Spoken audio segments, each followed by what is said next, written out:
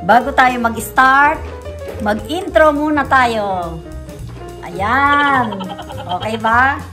Hi guys! Welcome back to my channel. It's me, Bless. Magluluto tayo ngayon ng ginataang hipon na may sitaw at may malunggay. Siyempre, tara na! Let's cook na! First of all guys, ang pagluluto ng hipon ay tatanggalin muna natin yung kanyang balbas. Ayan, may balbas siya. Tanggalin muna ang balbas. Now, tatanggalin naman natin yung bituka sa likod. So, ganito lang kasimple. Yan. Yung kulay itim na yan sa likod, yan yung kanyang digestive system niya yan.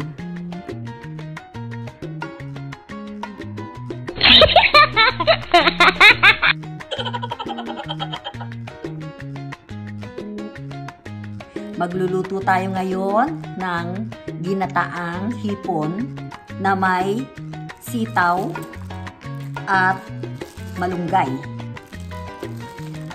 At ang mga ingredients ay garlic, onion, ginger, at maglalagay din tayo ng sili, at maglalagay din tayo ng, syempre, maglalagay tayo ng gata. Ito gagamitin kong gata yung nasa lata. And then, gagamit din tayo ng ground black pepper. Gagamit din tayo ng patis.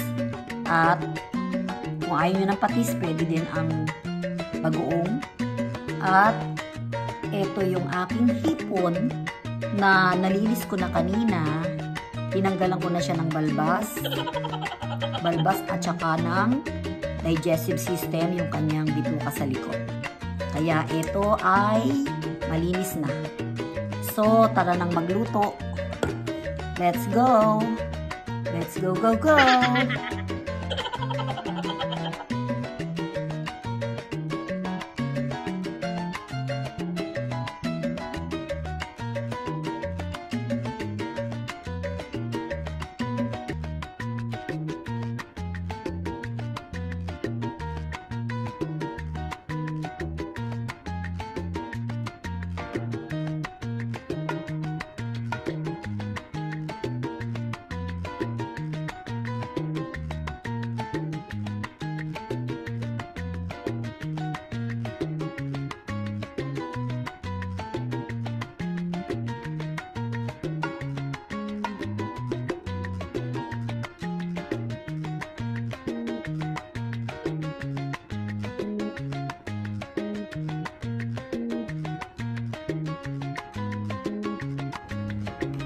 Oh guys, nahiwa na ang mga gulay-gulay. Ayan, talagang pwede na talaga.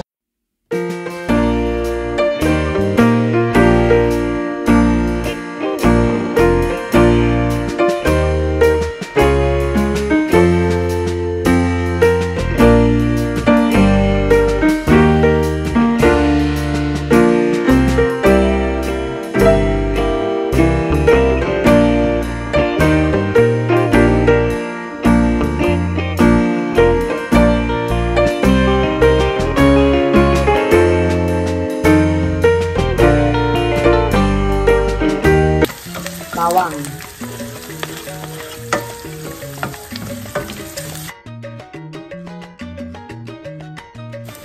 And then, ilalagay na natin yung diluted coconut milk. When you say diluted, nilagyan ko ng tubig. 1 to 2 cups of water. Yan, pabayaan lang natin siyang kumulo. Kailangan halu-haluin natin para hindi siya manikit. Once in a while, halu-haluin. Ayan, kumukulo na siya. Pwede na natin ilagay yung yung Knorr Cube shrimp.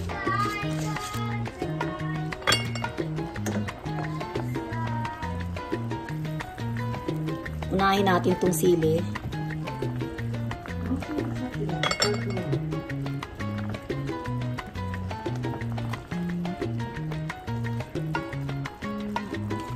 Then, ilagay na natin itong sitaw.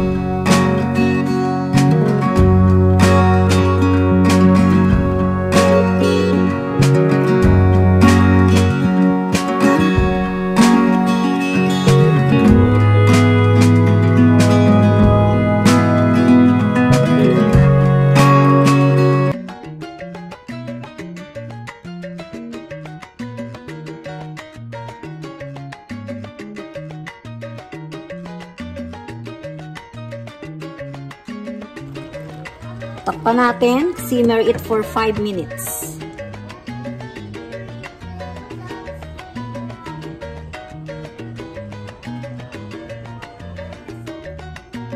At syempre, hindi natin kakalimutan ang pepper to taste.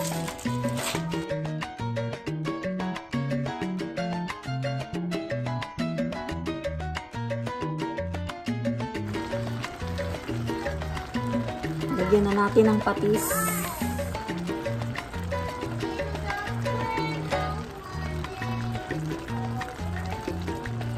Tatlong kutsara lang muna.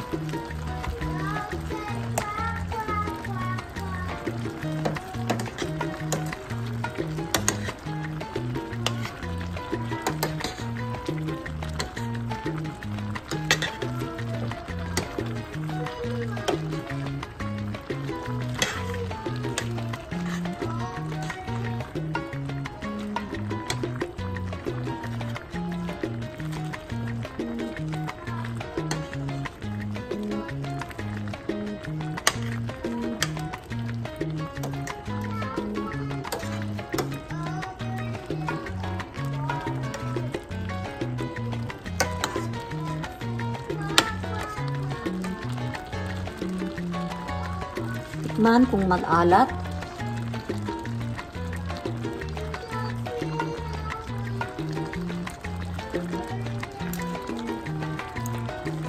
Okay, sakto na. Hindi na kailangan lagyan pa ng dagdag na patis.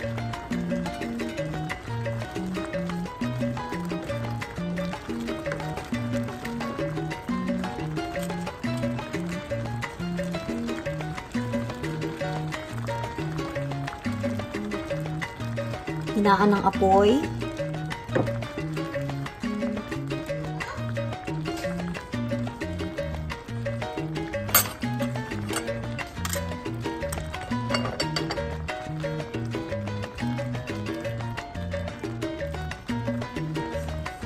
Okay, pwede na nating ilagay yung natirang gata.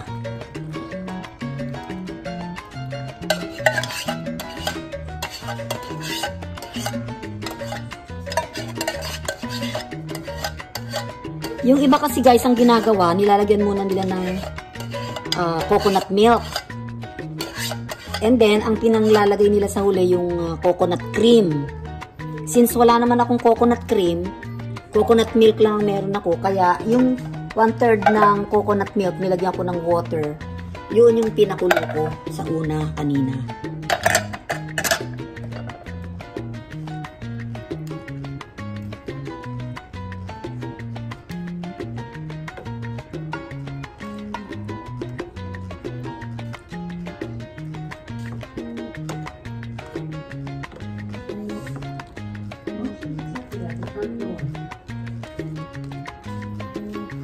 Ayan guys, ganyan lang kadali oh. Luto na siya.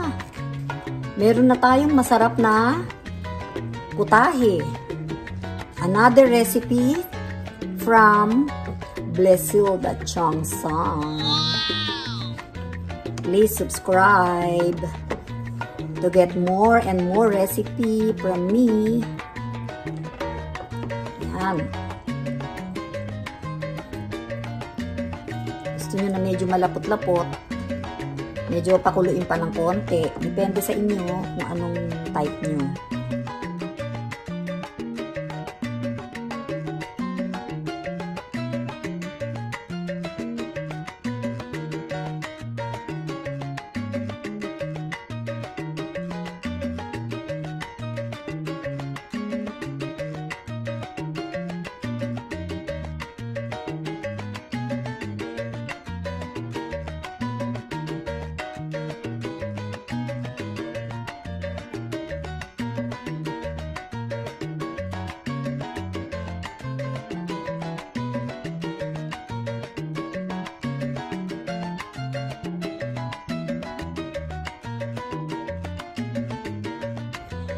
O, ayan guys, intayin muna natin kumulo kahit luto na. Kasi dapat 13 minutes and 10 seconds para pang-premiere to eh.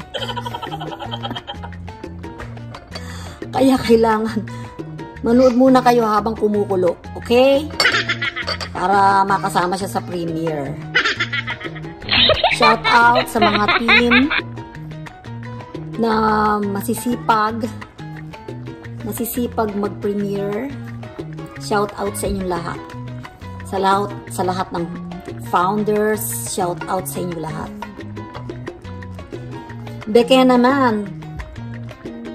Baka naman mga founders, collab nyo naman ako lagi. Very supportive naman ako pa, mga founders. Hi, hello founders. Hello. Hello mga founders, mga admin na magaganda at mga pogi. Hello. Hello. Ayan, panuorin ninyo muna. Tingnan natin kung maka 13 minutes and 10 seconds na tayo.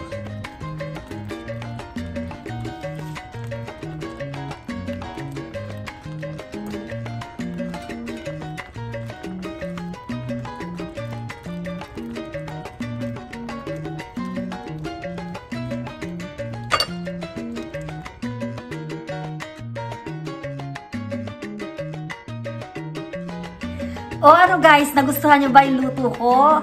Diba ang sarap? Kahit anong gulay pwedeng ilagay dun sa ginataan, pwedeng kalabasa, or kung ano man yung favorite ninyong gulay na gusto ninyong ilagay. So for now, thank you for watching. See you again next time. Please subscribe, like, and share. I love you all subscribers. Mwah! Mwah! Mwah! Bye!